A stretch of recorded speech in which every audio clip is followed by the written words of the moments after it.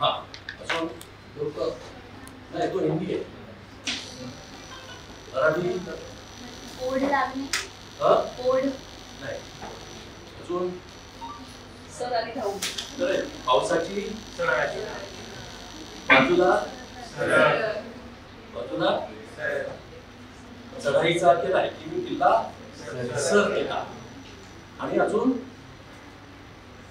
याला त्याची सर तुलना माझी सर कोणाची नाही किंवा तिनं आज जे काही घातलेलं आहे त्याची सर कोणाची नाही तर असे भाषेचा खेळ करता आला पाहिजे की भाषा अशी पद्धतीने वळवता आली पाहिजे की आपल्याला त्या भाषेचा जो काही गमतीचा प्रकार आहे तो आपल्याला आला पाहिजे. आता मी आमच्या लहानपणी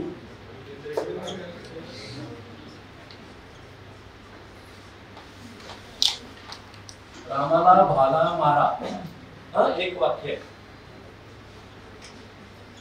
चिमा काय कामाची एक दुसरं वाक्य ह्याच्यातली गंमत कळली का तुम्हाला? रामाला भाला मारा आणि चिमा काय कामाची उलट करा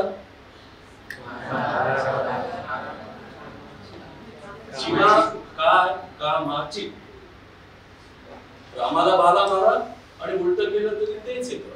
तर हा मराठी भाषेचा खेळ खेळता आला पाहिजे. तुम्हाला पीजे म्हणजे काय माहितीये काय? पांचट जोक पुअर जोक बरोबर. पुअर जोक त्याला म्हणत असले तरी का म्हणत असले कारण आपल्या मराठीमध्ये श्लेष नावाचा एक अलंकार आहे म्हणजे द्वयर्थ दोन अर्थ म्हणजे मारणे ठासणे याचे अनेक अर्थ होऊ शकतात.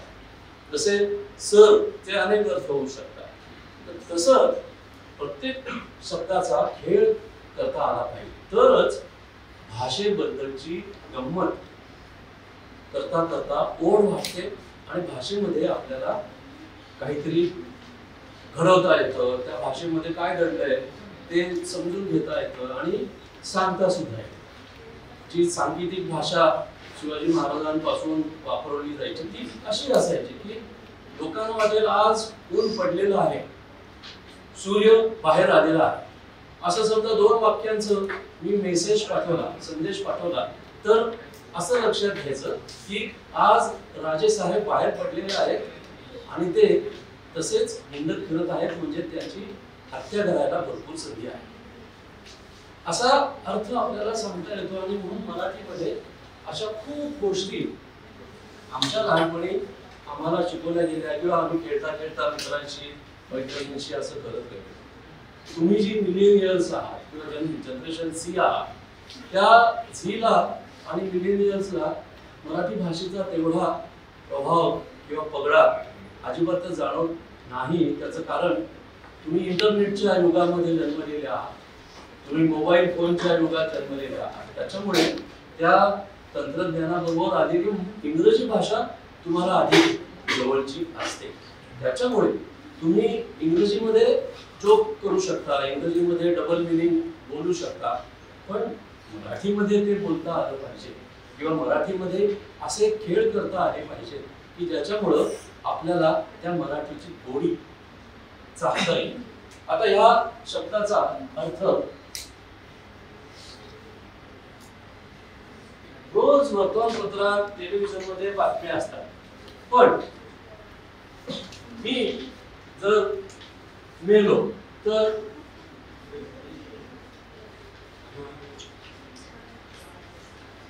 जयदेव डोळे ठार झाले म्हणजे इथेच मी हार्ट अटॅकने मेलो तर ठार झाले हे क्रियापद त्याला योग्य आहे का?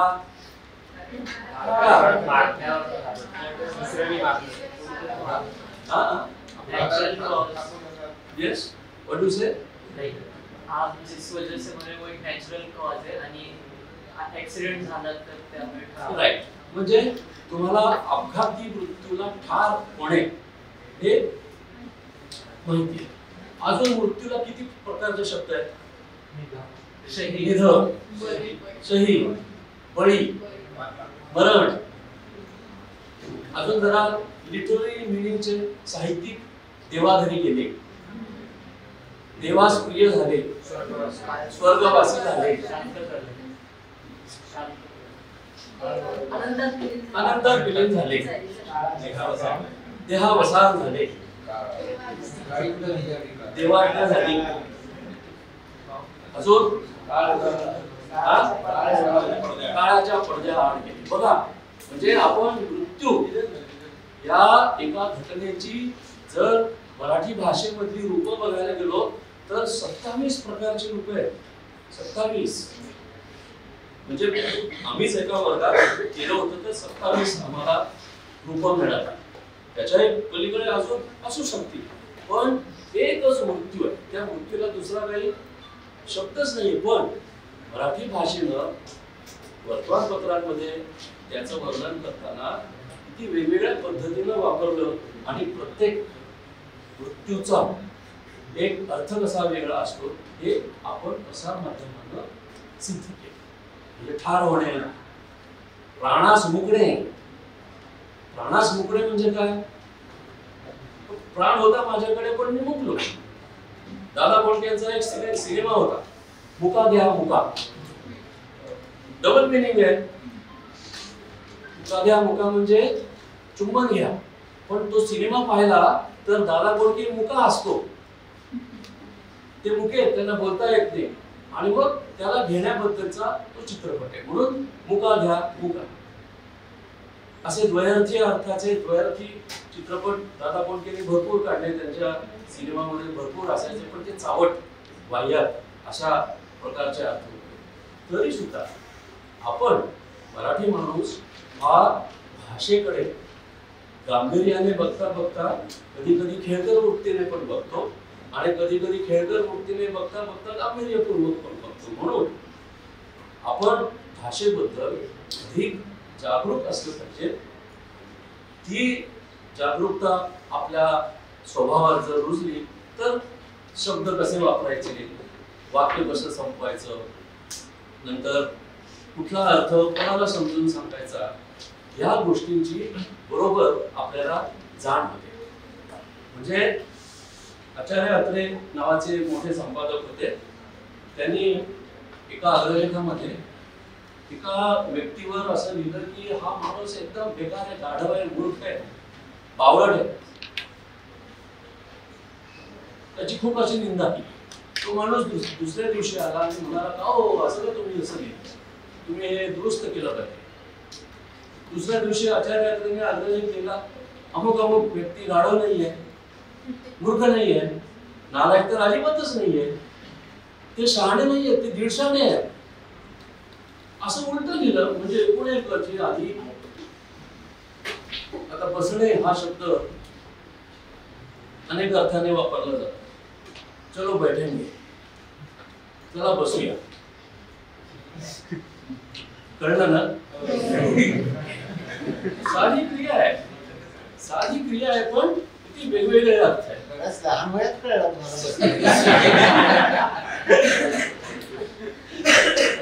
तर अशी क्रियापदं आपल्या मराठीमध्ये इतकी आहेत की त्यांचे अर्थ भरपूर वेगवेगळे काढता येतात. आणि म्हणून मराठी भाषेकडे जर आपण सर्वांनी नीट लक्ष दिलं तर आपल्याला जो अर्थ व्यक्त करायचा आहे तो व्यवस्थितरित्या आपल्याला सांगता येतो. आता मी आज काही वर्तमानपत्र आणली आहे. आता ही वर्तमानपत्र मी तुम्हाला दाखवतोय. त्यात या वर्तमानपत्रांची बदनामी निंदा करण्याचा माझा हेतू नाहीये, पण शीर्षक देताना किंवा बातमी लिहिताना काय चूक होते हे आपण लक्षात घेतलं पाहिजे. आता या दैनिकामध्ये स्वारगेटचा बलात्कारी अद्याप पोलिसांना सापडेना. आता स्वारगेटचा बलात्कारी म्हटल्यावर काय लक्षात येतं? आलं नाही लक्षात तुमच्या? घाईघाईमध्ये अशा चुका किंवा असे अर्धवट अर्थ आपल्याकडून होतात. मीडिया किंवा newspaper is literature in Hari असं म्हटलं जातं की आपण जी बातमी लिहितो ती घाईघाईत लिहितो, कारण आपल्याला डेडलाईन्स गाठायच्या असतात. त्याच्यामुळे अशा चुका होतात की स्वारगेटचा बलात्कार, बलात्कार कोणावर झालेला, एका मुलीवर झालेला, बाईवर झालेला आहे, पण इथे स्वारगेटवरच बलात्कार झालाय असा अर्थ काढल्यामुळे बरंच काहीतरी होऊन बसलेलं आहे. तर अशा गोष्टीमध्ये आपण काळजी घेतली पाहिजे. म्हणून आजचा जो विषय आहे ना की मराठी वर्तमान, मराठी भाषा आणि त्याचा वापर केला की कशा पद्धतीने अर्थ वेगवेगळे होतात ते आपण लक्षात घेतले पाहिजे. आता आपण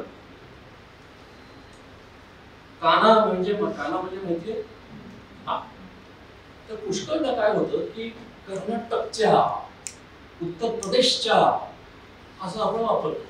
मग महाराष्ट्राच्या असं म्हणतो आपण महाराष्ट्राच्या असं म्हणतो. मग बातमीमध्ये सुद्धा वापरताना उत्तर प्रदेशाच्या असं म्हटलं पाहिजे. म्हणून मग काश्मीराच्या असं पण म्हणायचं का नाही. ते त्या शब्दानुसार, त्या शब्दाच्या वापरानुसार आपल्याला सांगता येतं.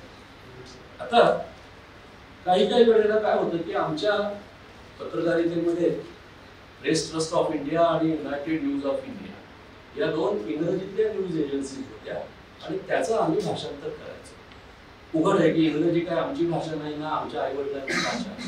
त्याच्यामुळे वर्तमानपत्राच्या कचऱ्यांमध्ये शब्दकोश खूप वेगवेगळ्या प्रकारांचे असायचे. डिक्शनरीज ज्याला म्हणतात ना, ते शब्दकोश भरपूर असायचे. कारण इंग्रजीमध्ये सुद्धा खूप असे काही अर्थ आहेत की त्याचे काही वेगवेगळे अर्थ होतात. आता एक बातमी आहे कालची. संत रामदास यांचे साहित्य वाचा. रामदासांनी दिल्या आहेत भरपूर टिप्स. बातमी आहे. तो जो एक कोणतरी तरुण भाष्यकार आहे, तो रामदासांनी तुम्हाला टिप्स दिल्या आहेत असं म्हणतो. आता टिप या इंग्रजी शब्दाचे 3 अर्थ आहेत. एक काय अर्थ असू शकतो टिप? वेटर. दुसरा आयडिया. तिसरा शुल्का ऍट द टिप. आणि अजून एक अर्थ आहे की the vehicle which was going on the highway tip on the right side. म्हणजे वळली या बाजूला झुकली. तर रामदासांनी आता कोणत्या प्रकारचे टिप्स दिले असतील? हा, हो. तर हा शब्द इंग्रजीमध्ये का आला? अशा पुष्कळ हेडिंग असतात की त्याच्यामध्ये खूप वेगवेगळ्या प्रकारचे इंग्रजी शब्द येतात. आता मगाची जे उदाहरण दिलं ना स्वारगेटचा बलात्कार, तशी इथे बातमी आहे. पोट फुगलेल्या 24 दिवसांच्या, पोट फुगलेल्या 24 दिवसांच्या बालकाला सळईने 65 चटके. पोट कोणाचं फुगलंय? दिवसांचं का पोराचं? पण इथे चूक काय झाली आहे? पोट फुगलेल्या 24 दिवसांच्या. हवं काय होतं? 24 दिवसांच्या पोट फुगलेल्या मुलाला 65 चटके. पण विशेषण कशाला लागले? दिवसा. म्हणून दिवसाचे पोट फुगले आणि त्या मुलाला इतके चटके दिले. असा घोळ नेहमी होतो. कित्येकदा आपल्याकडून संख्या आधी जाते. त्याच्यामुळे एक लक्षात ठेवायचं मीडियामध्ये, आपण माध्यमांमध्ये काम करताना, की आपण बोलतो त्या भाषेला व्याकरण नसतं. कर्ता, कर्म, क्रियापद, काळ, लिंग या सगळ्या गोष्टी असतात. त्या गोष्टी आपल्या नकळत होतात. आपण बोलता बोलता अशा गोष्टी खूप करतो. ऊन फार पडले कडक, ओके. कडक फार ऊन पडलंय, ओके. ऊन फार कडक पडलंय, काही हरकत नाही. कर्ता, कर्म, क्रियापद, लिंग, काळ कसाही वापरला तरी बोलताना चालतो. पण माध्यमांमध्ये आपली भाषा वापरताना ती अचूक, निर्दोष अशी असली पाहिजे. त्याचं कारण 5 रुपयांना मिळणारा हा पेपर एक रिक्षावाला वाचत असतो, एक दुकानदार वाचत असतो, एक पीएचडीचा स्कॉलर वाचत असतो, एक कुलगुरू वाचत असतो, आणि 7वी 8वीतला घरातला मुलगा सुद्धा वाचत असतो, छोटी छोटी मुली वाचत असतात. त्या सगळ्यांना ती भाषा सुलभतेने सोपेपणाने कळावी म्हणून आपली भाषा ही 400 ते 500 शब्दांचीच असते.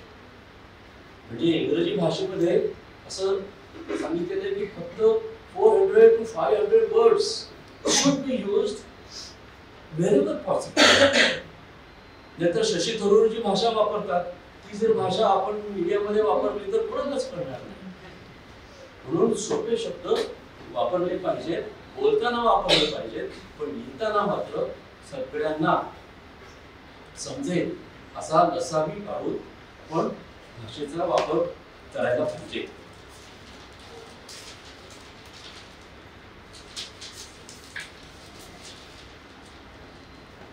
काश्मीरमध्ये बर्फ पडला, उंच भागामध्ये तो अधिक पडला. काय असेल? मग उंच्या भागामध्ये कमी पडला का? उंच भागामध्ये जास्त पडला आणि उंच्या भागामध्ये कमी पडला. तर उंच हे भाषांतर कशाचं केलेलं आहे? येस. त्याला मराठीत काय म्हणाल? उंच म्हणाल का? काय म्हणाल? डोंगराळ. सखल भाग आपण म्हणतो. सखल भाग म्हणजे जो असा उताराला लागलेला आहे, खोलगट आहे, इत्यादी इत्यादी. पण भाग उंच कसा काय असेल? माणूस उंच असतो, इमारत उंच असते, डोंगर उंच असतो, पण भाग उंच कसा काय असेल? त्याच्यामुळे त्यांनी शब्द वापरताना भौगोलाचे शब्द वापरायला पाहिजे की डोंगराळ भागामध्ये किंवा समुद्र सपाटीपासून उंच. म्हणजे उंच हा शब्द बरोबर वापरलाय, पण त्याच्या आधी जर समुद्र सपाटी हा शब्द वापरला असता तर तो अधिक योग्य ठरला असता. अशा काही गोष्टी आपल्या समोर नेहमी येतात. आता इथे एक शब्द आहे, सीसीटीव्ही मध्ये कैद आरोपीचा शोध सुरू. सीसीटीव्ही मध्ये कैद आरोपीचा शोध सुरू. कैद हा शब्द का वापरला असेल? अरेस्ट.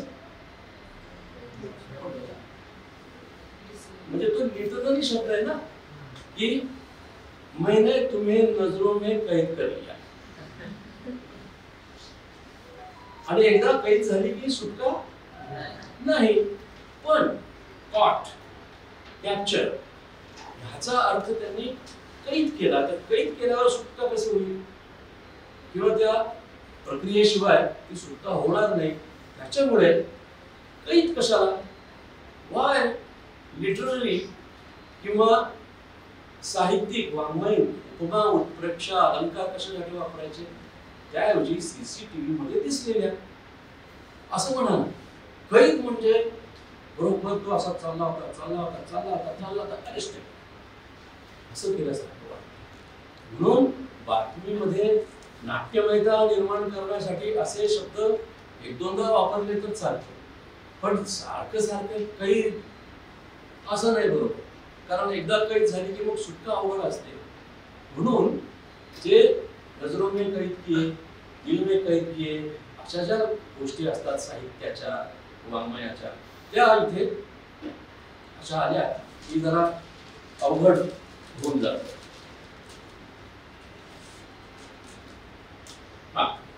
नाशिकचे पालकमंत्रीपद भाजपकडेच.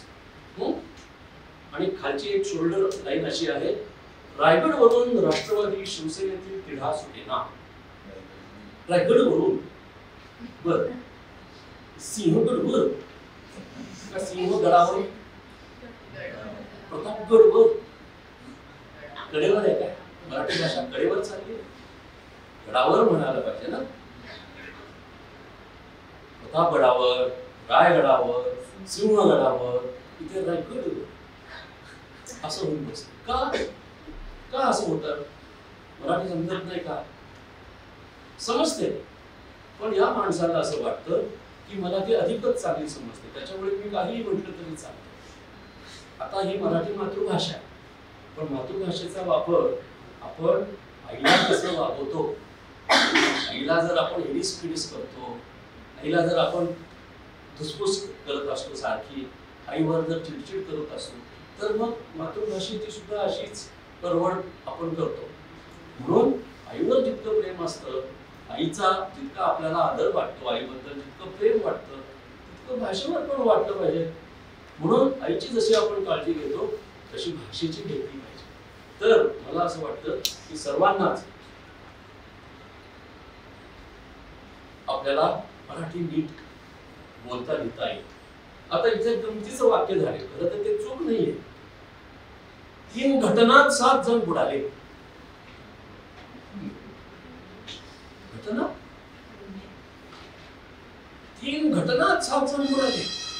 घटना काय नदी आहे का डबके आहे का समुद्र आहे का तलाव आहे का सरोवर आहे? आलं लक्षात? हे सरळ सरळ इंग्रजी प्रभावाचं चिन्ह आहे. 3 इन्सिडेंट्स, त्याचं भाषांतर 3 घटनात 7 जण बुडाले. त्याच्याऐवजी काय लिहिता आलं असतं? काय लिहिता 3 ठिकाणी 7 जणांचा बुडून मृत्यू. पण 3 घटनात म्हटल्या की 3 घटना म्हणजे एक तलाव होता, एक डोह होता आणि एक नदी होती, असं झालं. तर हा असा लांबून वळसा घेऊन बातमी सांगण्याचा जो प्रकार आहे ना, तो अधिक आपल्याला संभ्रमात टाकतो की हे मी मराठी नाहीये. तो सरळ सांगणं. आपण एरवी म्हणतो ना, अरे ब्रह्मंडीपे में गया था, 2 आदमी आपस में टकराए और वो झगड़ने लगे. बस आपण देखा, जसं डोळ्यांनी पाहिलं तसं सांगितलं. पण मानवी देहांमध्ये संघर्ष झाला असं आपण म्हणतो का? नाही झाला. आपण 2 माणसं, 2 शरीर धडकली एकमेकांशी. आता अजून एक खूप ओळ येते. 2 मोटरसायकली समोरासमोर धडकल्या. मग काय मागून धडकल्या? समोरासमोर धडकणार ना. अजून एक बातमी नेहमी असते, रेल्वेच्या धडकेमध्ये 2 ठार. आता ह्याच्यात चूक काय? भाषेची चूक नाही. रेल्वे कधी धडक देईल का? रेल्वे धडक का देत नाही? कारण तिचं आखून दिलेलं आहे, तिला स्टिअरिंग व्हील नसतं. त्या रुळावर आल्यावर आपोआपच रेल्वे आपल्याला धडकणार आहे हे माहित असतं, म्हणून रुळावर जायचं नसतं. म्हणून बातमीत काय आलं पाहिजे? तो माणूस मध्ये आला किंवा ते जनावर आलं किंवा हत्ती आला आणि हत्तीवर रेल्वे धडकली. पण रेल्वेचाच दोष असल्यासारख्या बातम्या देतात. कळत नव्हतं का? दिसत नव्हतं का? ब्रेक नव्हते का? अरे ब्रेक वगैरे त्या गोष्टी नंतरच्या.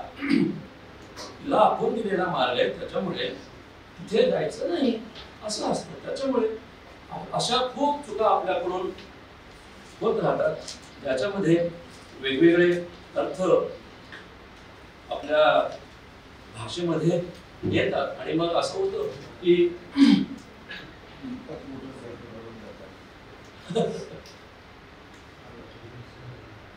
जे वर्तमानपत्रात आलेलं आहे किंवा मीडियामध्ये आलेलं आहे ते खरंच आहे असं समजण्याची वृत्ती बळावते. एक जुना संदर्भ आढळतो मला. नानासाहेब परोळेकर नावाचे मोठे पत्रकार होते. त्यांनी पुण्यातला सकाळ नावाचा पेपर स्थापन केला, त्याचे ते संपादक होते. तर पत्रकारांना मला भाषा किती कळते हे दाखवायचा खूप सोस असतो, खूप त्यांना आवड असते. तर पुण्यातला जी स्मशानभूमी आहे त्या स्मशानभूमीचं नाव आहे वैकुंठ. तर त्या वैकुंठ स्मशानभूमी समोर एक अपघात झाला. त्या अपघातात एक माणूस मेला, त्याची बातमी आली. त्या बातमीला जरा रंग देण्यासाठी उपसंपादकानं एक असं मजेशीर छान शीर्षक दिलं. वैकुंठा समोरून जाताना वैकुंठातच गेला.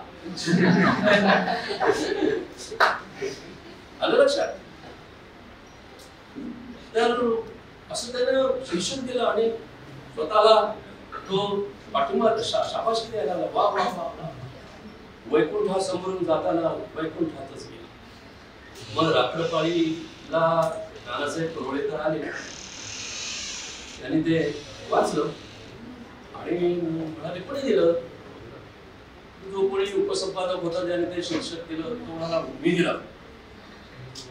मग नानासाहेब त्याला असं म्हणाले की छान, तुझी मराठी भाषेची अभ्यास तुझा चांगला आहे, असं छान दिलं, पण तू असा विचार कर की तिथे तुझा भाऊ होता किंवा तुझे वडील होते, तर तू वडिलांबद्दल असं लिहिशील का वैकुंठा समोरून जाताना वैकुंठातच गेले?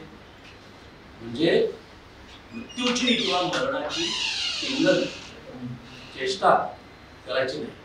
कोणाचाही मृत्यू असो, कसाही मृत्यू असो, त्या मृत्यूची अशी चेष्टा, विडंबन, विनोद असा करायचा नसतो. आणि म्हणून मग त्यांनी साधा मथळा दिला.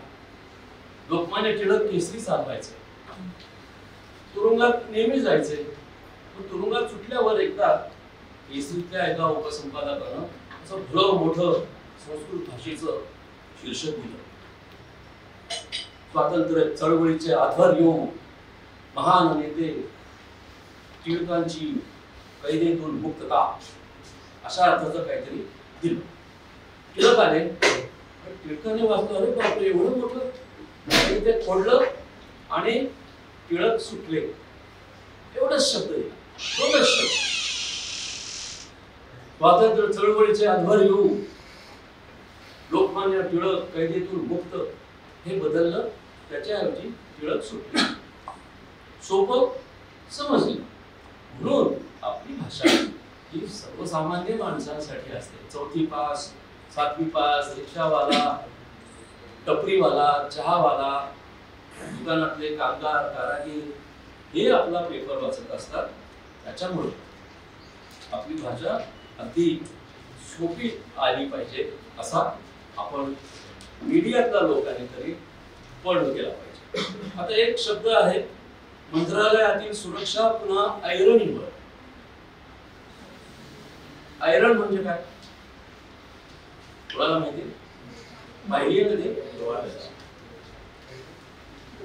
पाहिली आहे कधी? ऐरण ऐरण ते मारायचं. ऐरण म्हणजे काय? आणि म्हणजे याचा अर्थ या वर्गातल्या इतक्या विद्यार्थ्यांना काय अजून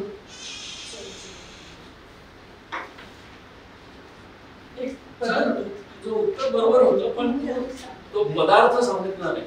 तो पदार्थ आहे सर, ते वस्तू आहे. सर, हा, ते लोहाराकडे असतं लोखंड फुगण्यासाठी की बरामदा असतो, त्याला आयरन म्हणतात. हा, काय असतं? त्याला पर्यायी शब्द मला हो, मला वर्णन करून सांग ना. जो लोहार असतो, हा, लोहार किंवा घिसाडी, हो, तो जेव्हा लोखंड टाकून जेव्हा ठोकतो, त्याच्या हा, खाली जो ठेवलेला बरामदा असतो छोटा, हा, त्याला आयरन. अगदी बरोबर, अगदी बरोबर. की लोहाराकडे अशी वजनदार ठोस वस्तू असते की ज्याच्यावर काय जे विस्तवातलं गरम झालेलं लोखंड असतं ते ठोकलं की ते. म्हणजे हा शब्द आपल्या वापरामधून निघून गेलेला आहे, भाषेमध्ये फक्त शिल्लक राहिलेला आहे. मग तो वापरायचा का? आता मी नेहमीच विचारतो, मुसळधार पाऊस, पण मुसळ म्हणजे काय? मुसळ माहिती तुला काय? ते वेगळं, खलबत्ता वेगळा, मुसळ आणि काय? अजून बरोबर. तुम्हाला कोणाला मुसळ माहिती आहे? पाहिलंय? तू नाही, युवराज नाही पाहिजे, बाकीच्या नाही. मुलींनो, तुम्ही मुसळ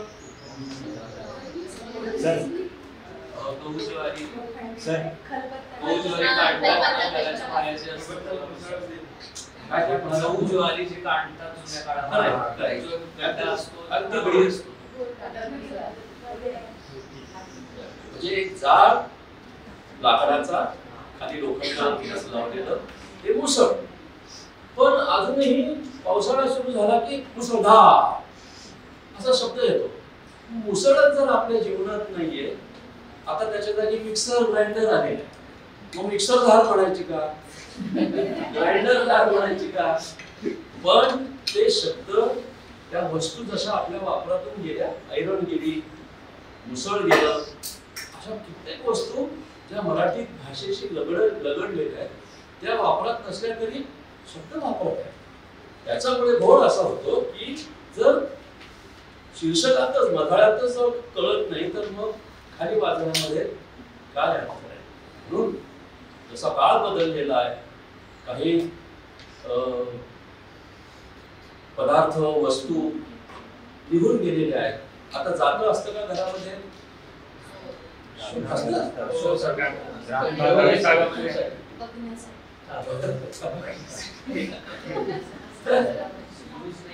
पण वाक्यप्रयोग काय असतो? जात्यामध्ये घडले गेले.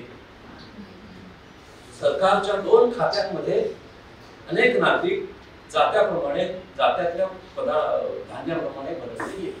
आता जातच नाहीये. अशा खूप गोष्टी भाषेमध्ये आपल्याला दिसतात. आणि मग होतं असं की ज्याच्याबद्दल ज्ञानच नाहीये ती गोष्ट जाणून घ्यावी असा एक आपल्याला प्रश्न पडत राहतो. आणि मग या भाषेचा प्रवाह असाच चालू राहतो. या पत्रकारांना, या संपादकांना असं वाटतं की ऐरण, मुसळ, खल, पत्ता या सगळ्या गोष्टी माहिती आहेत. अडकित्यात अनेक नागरिक अडकित्यात म्हणजे काय? अडकित्ता म्हणजे काय? तुमच्या घरात आहे? कोण खातं? अच्छा. म्हणजे आपल्याला एक कळलं की एक पिढी जशी असते त्या पिढीचे पदार्थ वापरण्याची उपकरणं असं असतं. ती पिढी नष्ट झाली, संपली की गेलं. तसंच भाषेचं आहे. त्या भाषेमध्ये अनेक म्हणी असतात, वाक्प्रचार असतात. आता 2 महिन्यांपूर्वी काय झालं, मी तास घ्यायला आलो सोमवारी, तर दोन्ही वर्ग भरलेले होते.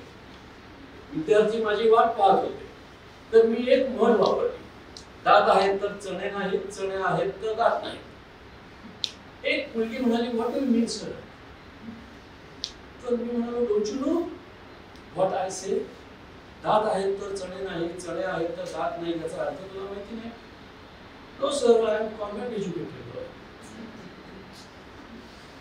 पण तुम्हाला माहिती आहे अर्थ? दात आहेत तर चणे नाहीत म्हणजे